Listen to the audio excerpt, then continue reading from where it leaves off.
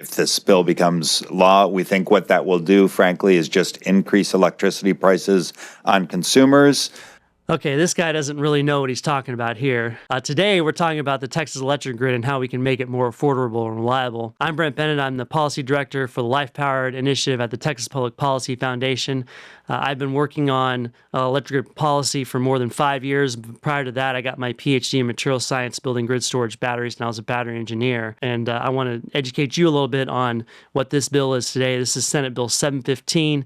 It is a bill to require all generators, not just new generators, which the current law requires, but all generators to meet a reliability standard. And it's going to require unreliable generators, particularly wind and solar, to pay more to meet reliability. The fundamental problem that we're trying to address in Texas is that we've spent over $130 billion on wind and solar generation in this state. And if we had just spent even a quarter of that money, $30 billion on reliability, we would not have had the problems that we had 4 years ago during the winter storm. We would be in a much better position with our grid going forward to incorporate all of this growth from data centers.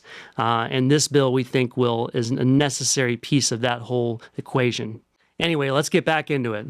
The best thing we can do is allow PUC and ERCOT to implement dispatchable reliability reserve service, do co-optimization, and do other things that will make our market more reliable and more cost-effective. So what he's talking about, dispatchable reliability reserve service, is a program that was instituted, it's actually just being implemented right now. And basically it is a service that ERCOT procures to offset wind and solar variability. So you think about it, wind and solar, we forecast how much they're going to produce, a few days in advance, and there's some error in that forecast because they're highly variable. And we're creating a product now to offset that to make sure that there's something in place to manage that variability.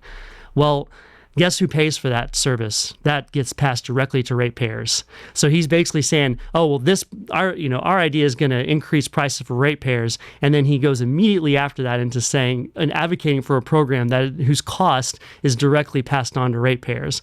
So clearly something is not right here. Right after that, we see the lobbyists for the dispatchable generators, Walt Baum, come and say the exact opposite thing. So let's listen to that. Applying these would thereby assess kind of a double whammy to older existing thermal, in that you would see prices suppressed in our energy-only market, and then with our older thermal generators, we could see penalties assessed on us on top of that. So Walt here is saying there's a double whammy, that under this program, older dispatchable generation, reliable generation will be penalized, which is not the goal. The goal is to incentivize those generators. And then right after that, he says this will suppress prices, which directly contradicts what Cyrus just said a minute ago about this making things more expensive. So who's right here? What's going on? Well, Walt is actually more correct in that, yes, we hope that this program will suppress peak prices and not have so much price volatility where there's these huge spikes to bring on reliable power when the wind and sun drop off. We're hoping to have this program make wind and solar pay for more of that so that consumers are paying less of that.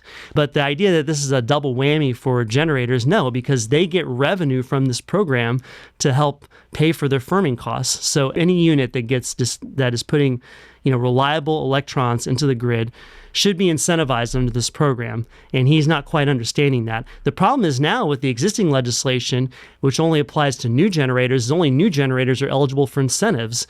What we want to do is make all generators, dispatchable generators, eligible for incentives, because all dispatchable generators contribute to the reliability of the system. We want them to all be able to participate in this. So that's something that this should actually be a double benefit, not a double whammy for existing generators.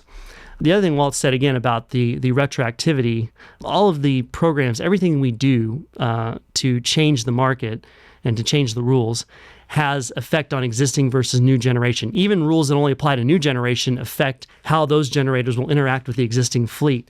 And our very own Mike Nassy, former Life Power director, now speaking in this case on behalf of the electric co-ops, explains why this is okay. Kind of distinguish between retroactive application and having a disparate application on only a part of the fleet. We, as STEC, absolutely support the concept of applying firming fleet-wide. It could be phased in a way that addresses retroactive concerns. Market designs change.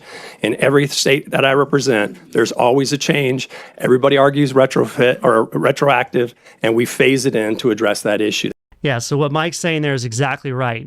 Every change that we make has some kind of retroactive effect. The weatherization standards that we passed a few years ago applied to the whole fleet. There was no question when we did that about whether that would apply just to new generation or to existing. And the generators were fine with that because they knew it was the right thing to do. And that's the thing here. If it's the right thing to do, we should apply it to the whole fleet, have a single standard for everyone. And we have those kind of standards across all different kinds of things, and it should not be different here. And again, Mike is speaking for a co-op who will have to, who will participate in this program, and from his perspective, from the co-op's perspective, they will benefit from this program because they are putting dispatchable electrons on the grid. They're supporting the reliability of the grid. We think again that the benefits of this bill for existing dispatchable generation and reliability are going to be much greater than any kind of potential penalty that might happen here. The other question is, that was addressed in the hearing is, what is the regulatory environment going to be like with this? And here's a comment from Cyrus Reed about that. Not trying to pick and impose firming requirements on every generator out there, which will just be, it'll create a million little ERCOTs. So he's saying, not trying to pick a different standard for every generator and make every generator kind of pay in. Well, the fact is that, again, we do this with every protocol change that ERCOT makes. Every generator has to meet certain standards in order to connect to the grid. And this is all we're saying is we're adding a reliability standard to that. And if you don't meet the standard, you have to pay a penalty. This happens all the time. It happens. The weatherization standards are set that way. If you don't meet the standards, you have to pay a penalty. You can't even connect to the grid if you don't meet certain standards with regard to interconnection, with regard to what types of equipment you have, et cetera, to make sure that the grid is functioning properly, that you can respond to the grid properly. So the idea that somehow this is that drastically different from what we've done before just doesn't hold any water. We pay you for energy. And what happens is wind and solar have different characteristics. They are more variable. They can't follow load. They can't dispatch and meet demand. They just produce as they're available. But we're paying them the same price as we are dispatchable generators, and that should not be the case. We need to properly price these units in the market. And if we do that, then the federal government can subsidize wind and solar out the hilt, and we'll be okay because we can, because we're only going to pay them what they're worth in the market, and the market will find the right balance of resources as a result. And that's what we hope to achieve with this legislation.